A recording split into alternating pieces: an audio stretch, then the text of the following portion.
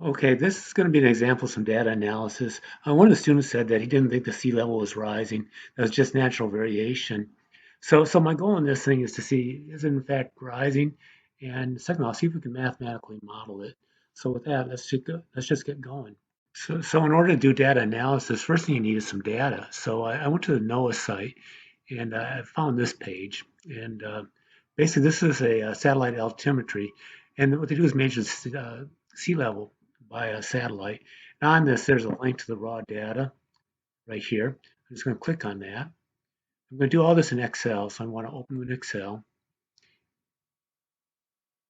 come to this page later. And when I do this, opens up. So you got the year, you got the three different satellites. This is the old one. Later on, they get better and better. So we start in 1992. So what I've done is I've basically copied two columns. I've copied down the year and the sea level. So you can see in 1992, almost in the end of the year, at 0.961, it was 19.25 below the baseline, which in this case is year 2000.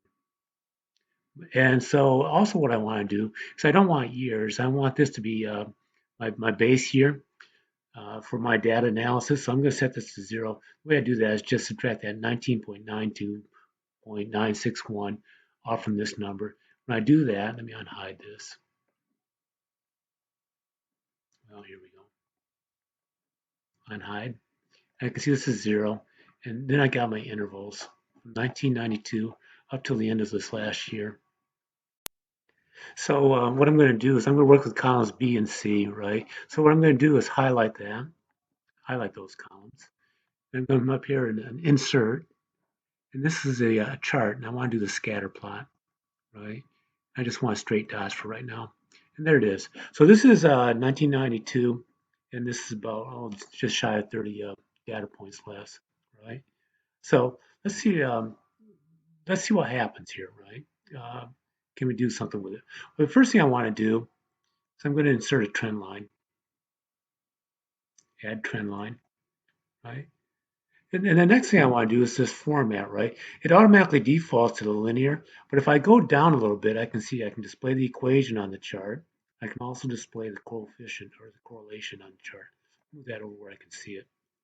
You see they got 95.99% correlation. So it's pretty high correlation.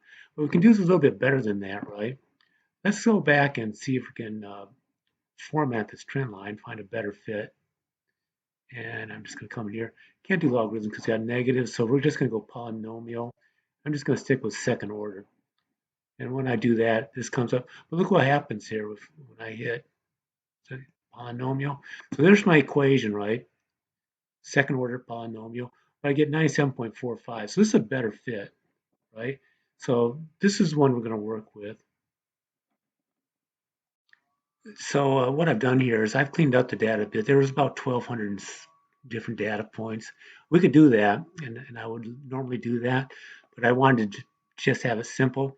So what I did is I just basically averaged the years, okay? And this is the last data recording.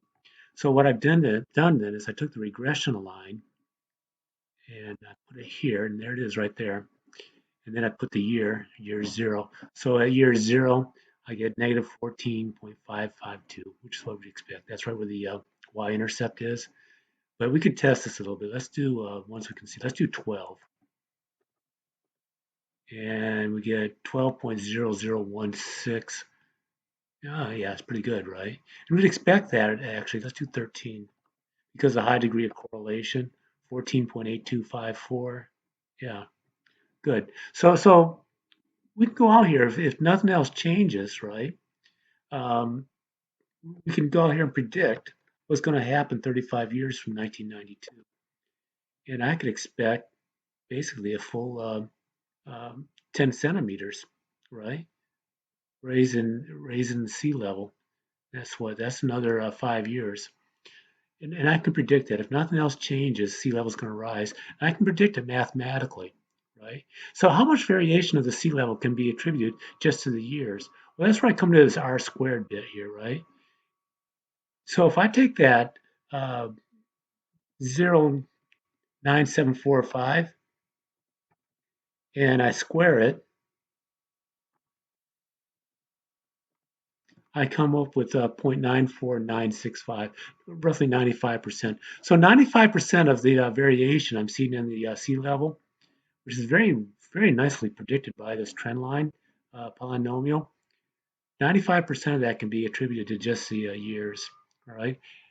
That's just the very start of the analysis. Then we can dig back and we can say, okay, what correlates to the years? What's been increasing in the years that will correlate to that? And we start to figure out what's caused the sea level rise.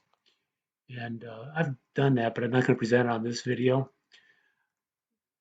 The students comment that it's just natural. I'll just leave it there. It's not supported by the data. So, but this is data analysis. This is the very basic, and we use Excel. Basically, anything you have on your computer.